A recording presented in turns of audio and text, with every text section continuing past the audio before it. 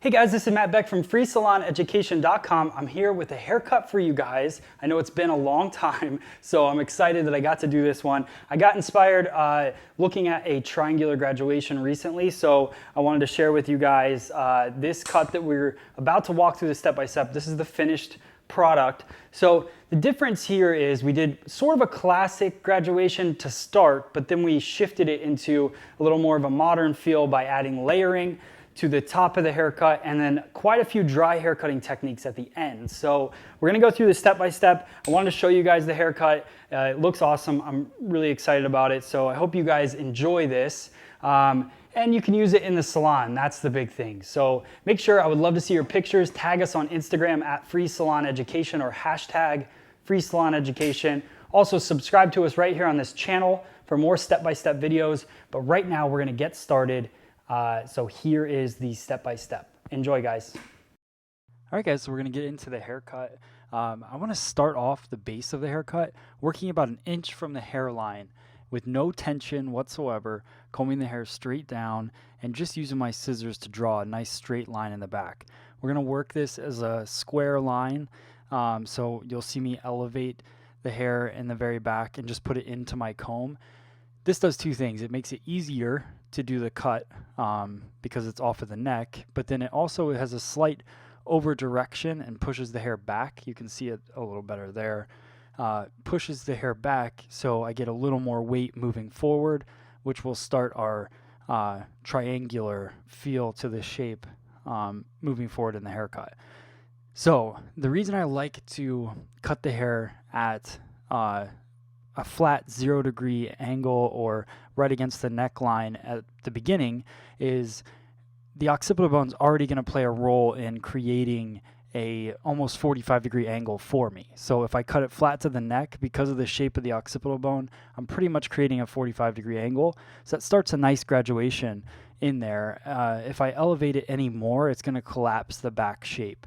So now I'm going to go in using a vertical section straight down center back and work a line that starts off at 0 degrees and continues down to end up at about a 45-degree angle towards the bottom. So you could see coming straight off the head towards the top, and then as I work my way down, the angle shifts a little bit, and I get a little bit more of a layering effect towards the bottom. So starting out 0 degrees straight off the head, and then as it works down to mid-knuckle, then we're working more 90 degrees, and then staying pretty much 90 degrees all the way through at that point. So now everything's coming straight back. I'm not over directing to the center back at this point, so I'm just over directing to the previously cut section. And then when I get to the corner here, right on the edge, this is where I shift it straight back with no over direction towards the center. So it's just this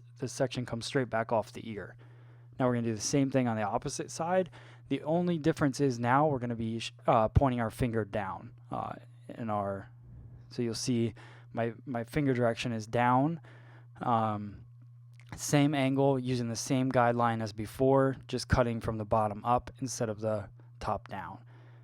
Same angle, you can see it's a 0 degree coming off of the top where it comes out of the mid-crown area, and then towards the middle gets to more of a 45-degree and then shifts into a 90-degree angle.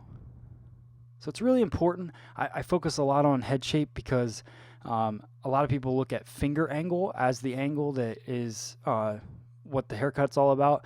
But I really look at head shape and finger angle, because if you don't know what's going on in the head shape, then your finger angle could be messed up, and you might think you're cutting a 45-degree angle when you're really cutting a 0 degree angle. So just really focus on the head shape.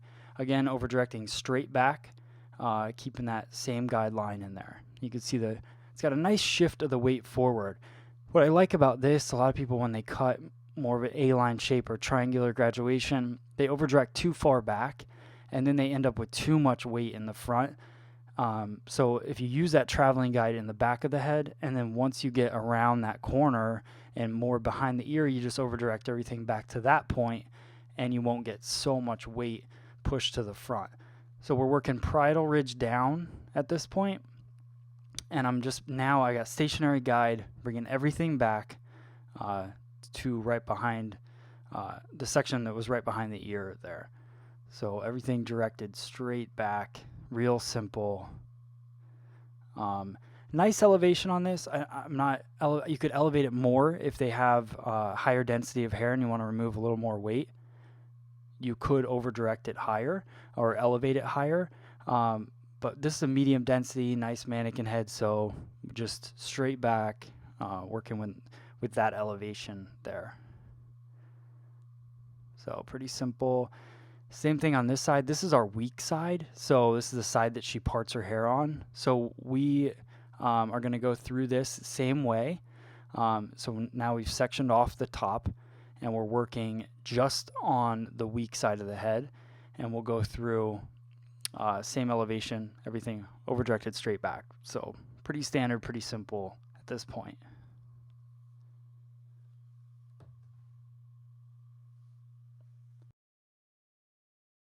So you'll notice me combing a lot, and I've had comments, we've done hundreds of videos, instructional videos on YouTube, and a lot of people comment about the amount of times that I comb the hair.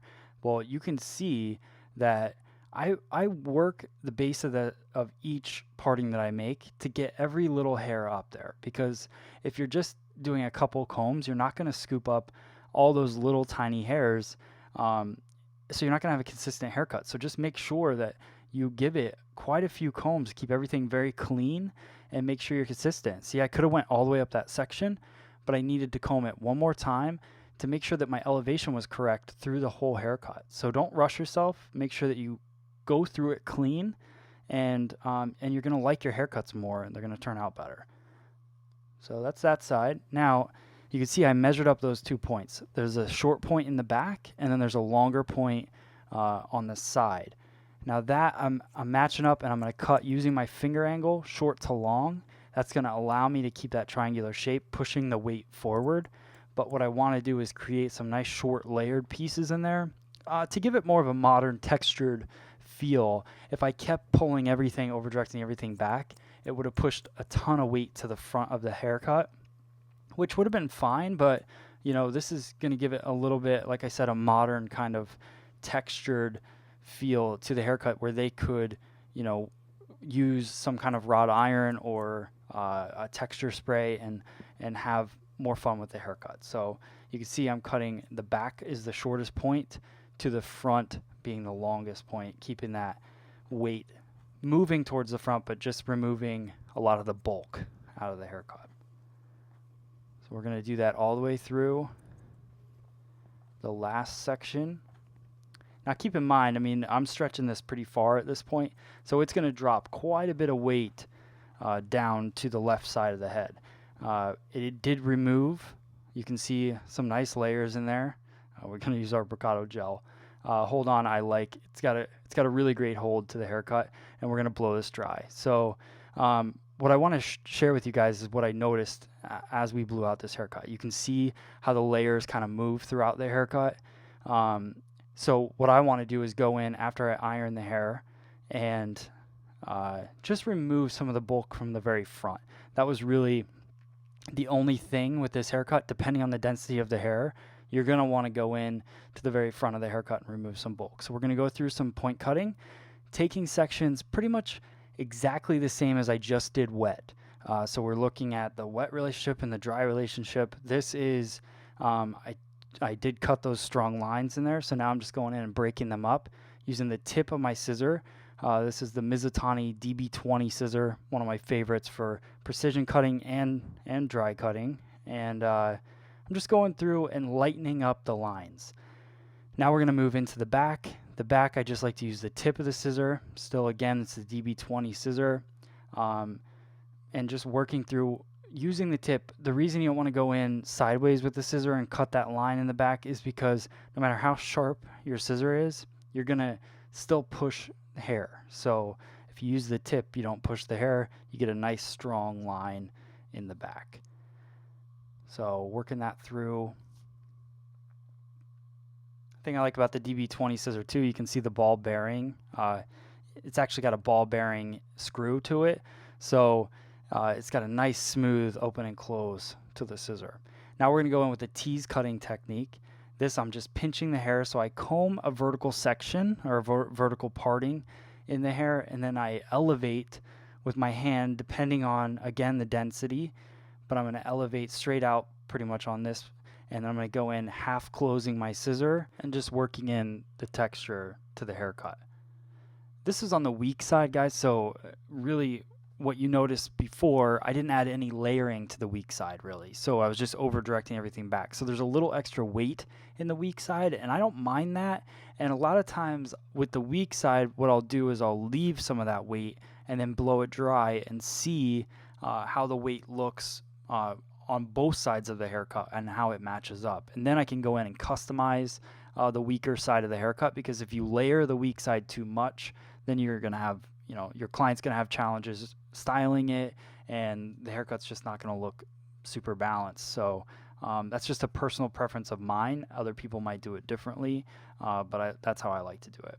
So more tease cutting, just going through. I love this technique because first off, you're just pinching little pieces that you see that you want to add a little bit more movement to, and you can do it as much or as little as you want by the amount of hair that you pick up. So that's pretty much it on that. Again, it's going in, half closing the scissor. Don't close all the way, but you are cutting. And a little bit of slide cutting just to finish up the heavy side, guys. So just a little open and close, and there you go. That's a haircut. Okay, so that's the video. I hope you guys enjoyed it. Make sure you hit that subscribe button and post below if you want to see any haircuts out there. I would love to do them for you. So post in the comments anything that inspires you, maybe a celebrity name, whatever you want. I would love to walk you through the step-by-step of that haircut. So hope you guys enjoyed this triangular graduation. Hit the thumbs up, hit the subscribe, and check us out on freesaloneducation.com. Thanks guys, and we'll see you on the next video.